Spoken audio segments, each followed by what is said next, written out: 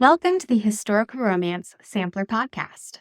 I'm your host, Katherine Grant, and each week I introduce you to another amazing historical romance author. My guest reads a little sample of their work, and then we move into a free-ranging interview. If you like these episodes, don't forget to subscribe to the Historical Romance Sampler wherever you listen to podcasts, and follow us on Instagram, TikTok, and YouTube. Now, let's get into this week's episode. I'm super excited to be joined today by Emily EK Murdoch. Emily is a Brit writing happily ever afters with heart and humor, and she has multiple personalities. As Emily EK Murdoch, she is a USA Today bestselling author with over 70 romances published across 4 languages. As Emily Murdoch Perkins, her nonfiction debut, Regina, a feminist exploration of what the British monarchy would have looked like if the eldest daughters, not sons, inherited the throne, released in October 2024. And as Emily Murdoch, she teaches and speaks on the craft and business of writing, for which she won the Regency Academe Teacher of the Year Award in 2024. When she is not writing, she's busy eating cheese, trying not to buy another sword, and oh yeah, writing. Emily, thank you so much for coming on the podcast. Oh, it is my absolute pleasure. It's a delight to be here. Thank you for having me. Yeah, I know that we're going to kind of center it on one of your historical romances, but I also have lots of questions for you about all of your personalities, as it were. Well, excellent. I'm excited to get into it. So what are you reading for us today? I am reading you quite a new opening scene from a book called A Fighting Chance. So this is book 1 of my The Chances series, and as the title suggests, this is following a family. So the first 4 books follow 4 brothers in the Regency era, and book 1 follows the eldest, William, Duke of Cothram, who is the primmest and most proper hero I think I've ever written. And I've written quite a few. He is very by the book. He doesn't like scandal. He doesn't like any sort of intrigue. He doesn't like lying. And he spends most of his time attempting to keep his 3 brothers, who are very roguish, in line. Bless him. So just to set the scene, William is taking a shortcut through Hyde Park because he's late. We're in 1812. And a woman walks into his arms and quite literally throws herself at him. Ooh. And so that's the setting the scene. And so we shall dive in. Awesome. I'm excited. Dear me, said the woman in a loud voice. Now you'll have to marry me. William blinked. What? She couldn't be serious. The very idea. But then his mind, somehow lost in the confusion of desire and want and surprise, managed to make itself heard. He, a gentleman, was standing with a woman in his arms, a woman he did not know, a woman who was panting wildly, and so somehow was he, and they were standing alone, no chaperone. In a woodland, where anything could happen? William shoved the woman away from himself so violently she almost fell over. It wasn't very gentlemanly, to be sure, but he was not about to lose his reputation. It wasn't difficult. Why else did he spend his life guarding against any hint of impropriety at every instant? Why else did he constantly have to argue with his brothers, trying to get them to take their appearance in society carefully? Because all it would take was one mistake, one slip, and all of a sudden, you've lost your reputation. William swallowed, though he was certainly not going to marry a woman merely to avoid some scandal. The very idea. The woman, however, did not appear to be of the same mind. You will have to marry me. I most certainly do not, William said gruffly, placing his hands protectively behind his back. That was it. Demonstrate he had no intention toward her beyond that of preventing her from falling to the ground and kissing her. The little voice reminded him of that particular instinct was not welcome, but try as he might, William did not appear to be able to push it aside. Damn it. You took me in your arms, the woman said, pointing most determinedly. We are all alone here. You might have intended— I intended nothing, woman, said William irritably. Perhaps if he had not just had a debate with his brothers, he would not feel so prickly.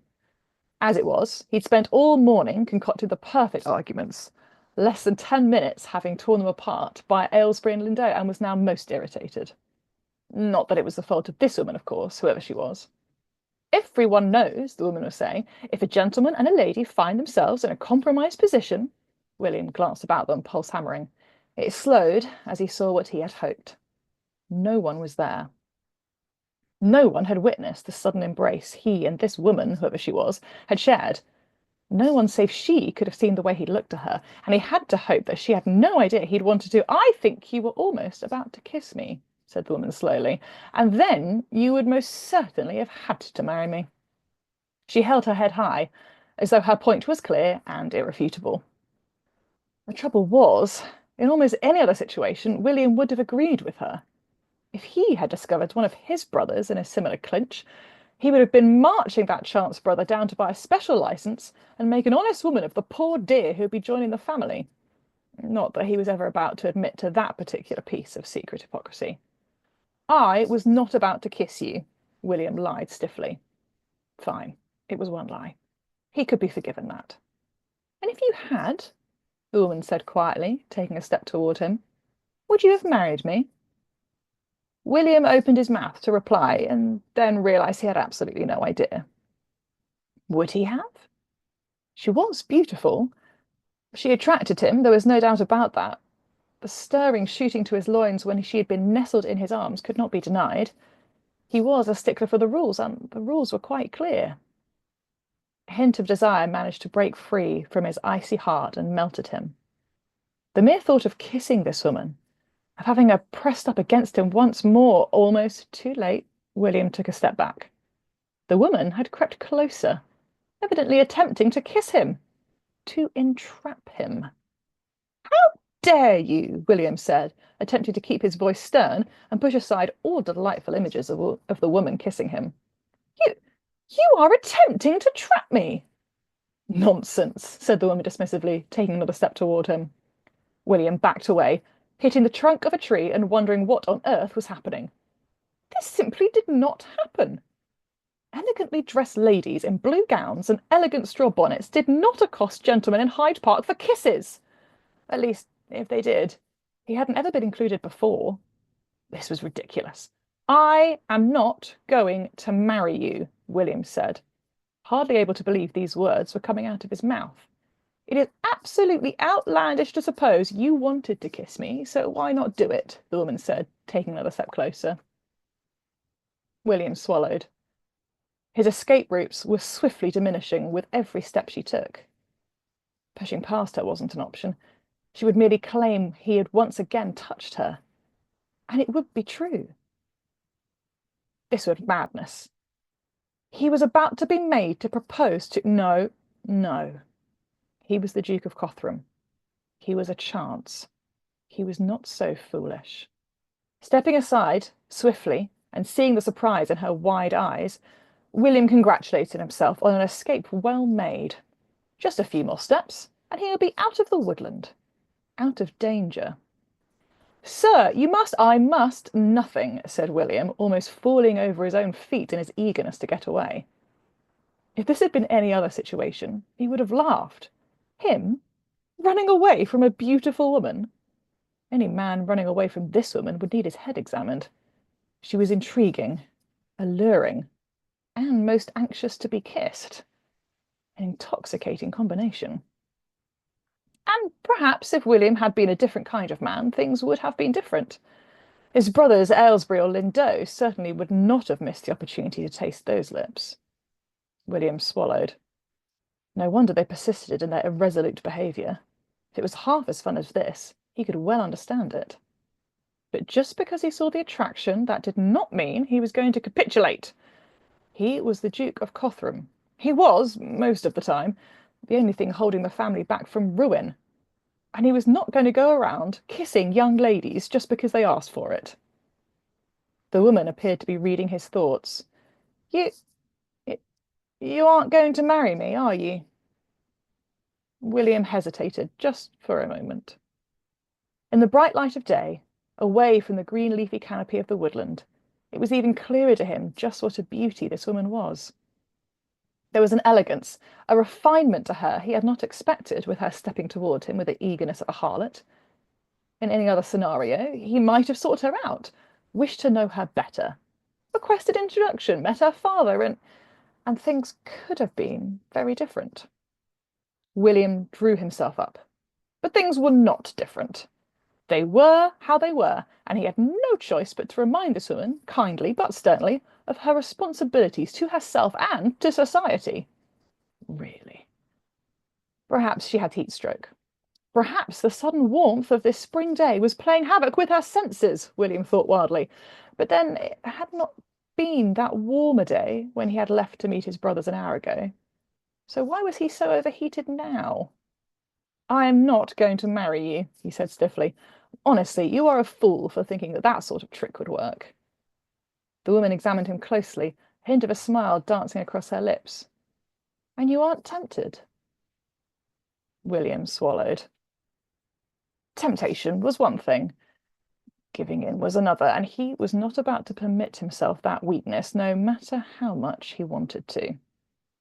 He hadn't got this far in life, sacrificed so much, held himself to such a high standard for so long, merely to give it all up for the chance of a kiss with a woman he did not know. I am not tempted in the least, he said, lying for the second time that day, a personal worst. I'll have you know, I am far too respectable, I repeat, to be taken in by such a ruse, even though he almost had been. And good day to you. Without another word, William turned on his heels and marched away. To his relief, the Lancaster gate was close. It meant that stepping onto Bayswater Road, preventing him from giving in to the second temptation of the day, which he had not expected, the temptation to look back. That's such a great button on that scene. Ta-da! That was so much fun. I have lots of questions for you. Thank you for reading that. First, we're going to take a quick break for our sponsors. London, 1820. Amelia's hat shop in Chelsea, her dream, her life. A spark from a bonfire and all is ashes. Nothing left but one woman who's sick of lies. One man who's lying for love. One night, it's all they've got. Is it enough? The Chelsea Milliner from Annie R. McEwen, available everywhere. The Historical Romance Sampler Podcast is a proud affiliate of Libro.fm. Libro.fm is a really cool audiobook retailer that offers the same selection of audiobooks at the same price that you would find at that other really big audiobook retailer. But instead of sending your money to a giant monopoly, your money with your purchase of Libro.fm audiobooks goes back to the local bookstore of your choice. That way you can purchase audiobooks, but still support your local literary community. Also cool is their Kiss Club, which features romance audiobooks on sale every month. If you're ready to sign up for Libro.fm, I've got a good deal for you. Using the code HISTORICAL, as in Historical Romance Sampler, sign up for a new membership and get 3 audiobooks for the price of 1. Check out the link in my show notes if you want more information. And now, back to the episode. All right, well, I'm back with Emily EK Murdoch, who just read a fantastic meet cute from her novel A Fighting Chance. And okay, there was a lot that I really enjoyed about that. I personally love a story where characters do get married from a scandal, but I was also really enjoying this kind of foil of that, where he's not going to let himself be entrapped. And we didn't get any of her perspective, but I'm very intrigued by what her motives are, that she's throwing herself at him. I was on mute, so you didn't hear this, but I was laughing out loud. Particularly when he was like, she must have heat stroke. So my question is, how does the humor come to you when you are thinking about writing? Is it innate, or did you sit down and think, what would be funny, and this is how I'm going to do it?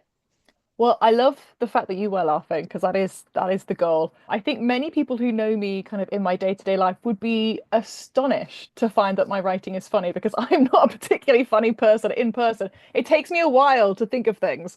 And so every now and again I'll say something and people are like, Emily, we've moved on. Like, that was our topic of conversation 10 minutes ago. And I'm like, I know, but I've just put together the perfect retort to what you said. And they're like, we can't even remember what we said. But weirdly, when I'm writing, it does flow a little bit more naturally. I think because I know unconsciously that if it doesn't work, I'll catch it in the edits. So there's not so much pressure to get it perfect in the moment, which when you're speaking in a group or with friends or with a partner, there is that pressure to be funny immediately and for the line to be perfect. But I can write what I think is something funny, and then I don't have to stress about it because I'll think, well, if it's not funny, I can either improve it or I can cut it when I come back to it. Does that make sense? Yeah. Yeah, I love that. And so you've written over 70 romances at this Mm. point, which is an incredible number. Um, what would you say is like hooks you into a story when you're thinking about writing it?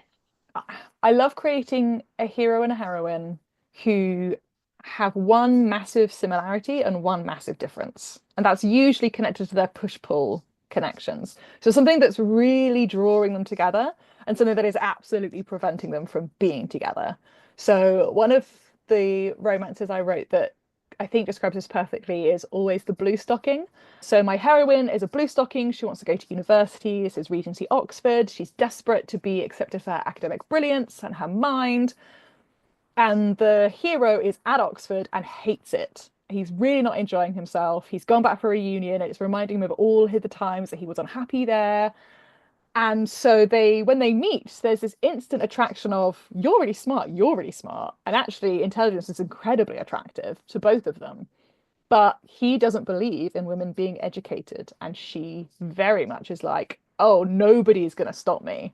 Nobody. In Yeah. fact, they meet cute. I think I wrote this book 5 years ago. I think it's she's being dragged out of the Oxford Library and she's thrown out onto the ground by the librarians. And he literally looks down and says something a little bit disparaging about women in education. And she's like, oh no, we are going to sort this out. We're going to talk about this. And I love that because it pulls them apart and it pushes them apart at the same time. Yeah, that's a really interesting, and that creates so much interesting tension naturally in a story that it Yeah, must really propel the story itself forward. 100%. And then you can layer things on. So Mariah, who's my heroine in that story, is adopted. And so she's still working out her place in the world, and her parents clearly favored another child. And so she's constantly warring with her brother, who is the golden boy. And so she's always looking to do better, be the best. And so that's a big driving forward motion in her. That's not nothing to do with romance, it's all to do with identity. And then my hero is Irish in 1812 Britain, which is a complicated thing to be. And so he's got a title, but he's still looked down upon. He's seen as very other and very different. So he is constantly being made to feel inferior. And that has given him not really an inferiority complex, but this sense that he has to be the best again. And then again, there's another point of similarity, but it's coming from very different places. And I really like playing with that, the idea that actually sometimes chalk and cheese, and plenty of the books I write are cheese and cheese or chalk and chalk, but sometimes that natural tension, as you say, which is built in, brings about quite a lot of fun and hilarity because, dating, befriending people, meeting people and becoming friends with them is inherently funny sometimes. Sometimes these bizarre things just happen. You have these wild conversations and you suddenly realize you're completely different from someone and you really like them. Yeah, yeah, absolutely. Okay, so one question I love to ask authors who have as many books as you do is what have you learned about yourself as you have written all these books? Hmm. I think that love comes in many forms and that Hmm. it's okay that your love for people around you may look different to others. Everyone's relationship with their parents, their siblings, their spouse, their friends, their colleagues will look different. And that's okay, measuring yourself against that other person. Because there's most people have that person. It's usually a frenemy who they're like, well, they got married at this age, or well, they got that management position at this age, or that person speaks with their mother every day, that person. And it's so easy to slip into comparisonitis. And I think having written so many romances and a lot of the love stories in my books, there's always a romantic story, but there's often surrounding that love between parent and child, love between sisters, love between friends, enemies to lovers, enemies to friends, reconciliation of many different kinds. And I think that exploring all those things in fiction has enabled me to look around in my life and be like, actually, yeah, I love all these people very differently. And actually, it doesn't matter how other people would treat their grandmother or treat their boss or what. Actually, as long as I'm happy with it and no one's getting hurt, it's okay. Yeah, wow, that is really beautiful. Regina, as we said in the bio, is a nonfiction piece of history work that looks at what would have happened if the daughters had inherited instead of the sons the throne of England. Yeah. So my first question is, what made you want to write this as nonfiction rather than maybe speculative fiction? I think it started off because I'm a medievalist by trade, which people are often quite surprised by because I haven't written tons of medieval. I do have a very short medieval series, but mostly I stick to Regency and Victorian. But my master's is in medieval studies, and there are a lot of medieval princesses who did absolutely wild things. Wild, and like would be wild now. So there was a princess who stripped naked in a noble court to prove she didn't have leprosy. There was a princess who wrote angry letters to her parents demanding that she can have sex with her husband because she was being forbidden from doing so. Like, and I was worried that if I wrote this as speculative history or in any way made it feel like fiction, people would assume that it couldn't have happened. And Hmm. so the book is very much kind of 80-90% history, biographies, narrative non-fiction, telling the stories of these incredible women who lived, who actually lived. And then kind of a 10% at the end, like, okay, so now we know what they were like. We know the sort of decisions they made. We know the sort of world they lived in.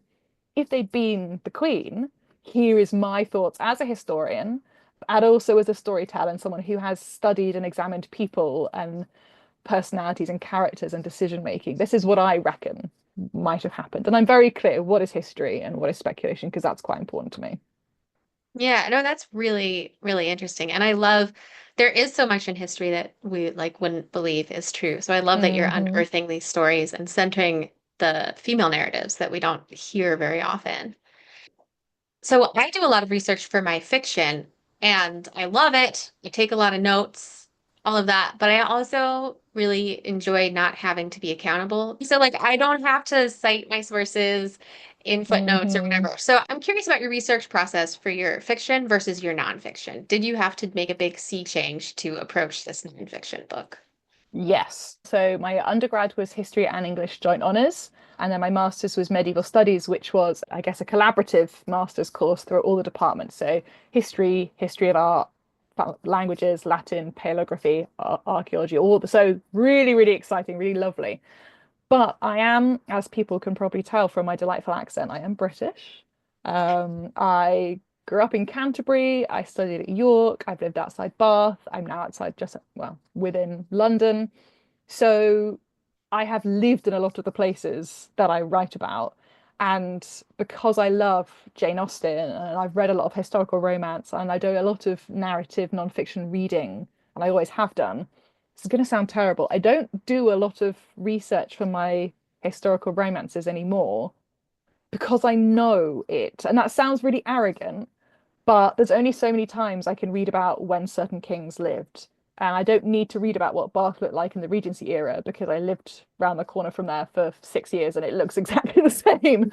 So it my my research process is more about ensuring that my characters have strong enough conflict and I'm making sure that my scenes vary in terms of location and that not every scene happens at a ball and not every scene only has these characters.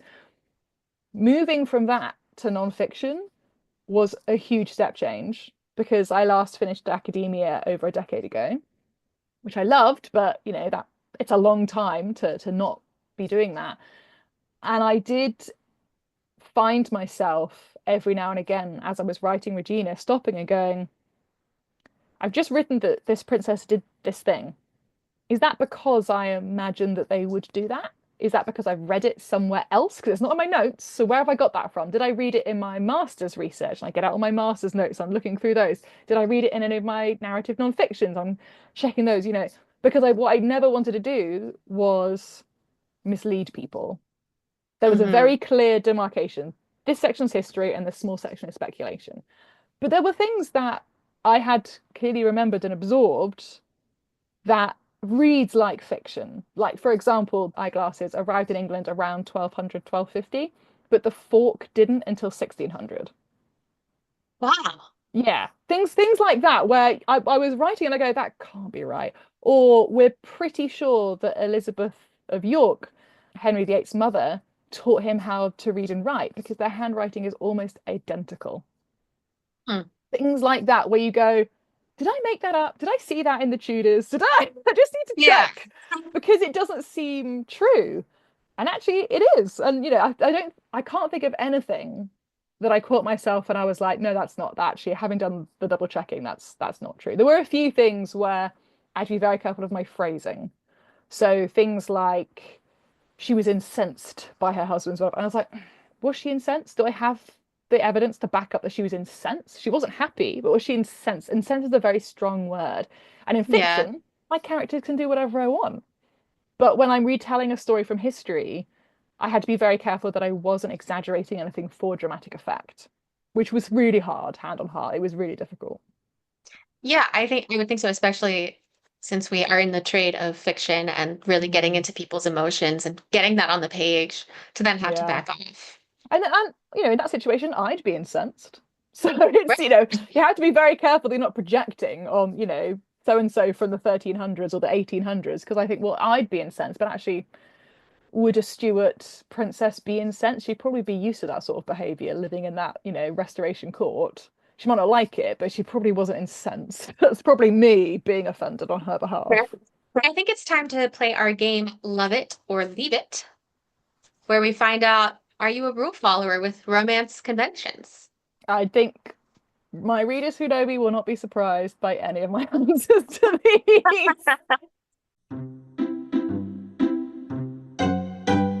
All right.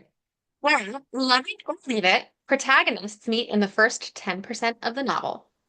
Love it. My protagonists always meet in the first chapter, so within the first 5%, my hero and heroine have met each other. Awesome. Love It or Leave It, dual point of view narration. Oh, love it for romance, but not necessarily for historical fiction. I think Mhm. sometimes single point of view for that works better. Yeah. Love It or Leave It, third person past tense. Oh, love it.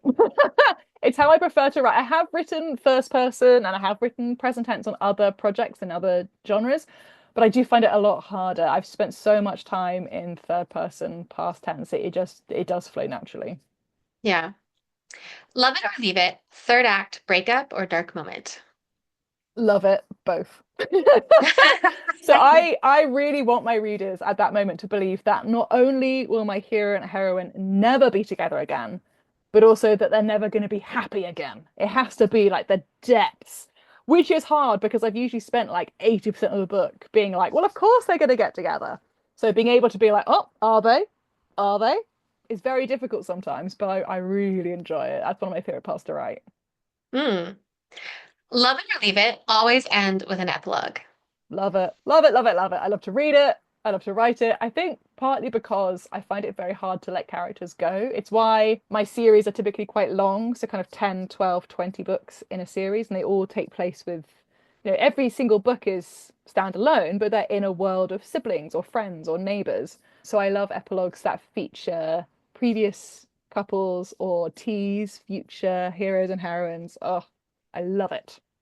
Love It or Leave It, share research in your author's note. Leave it. Ooh.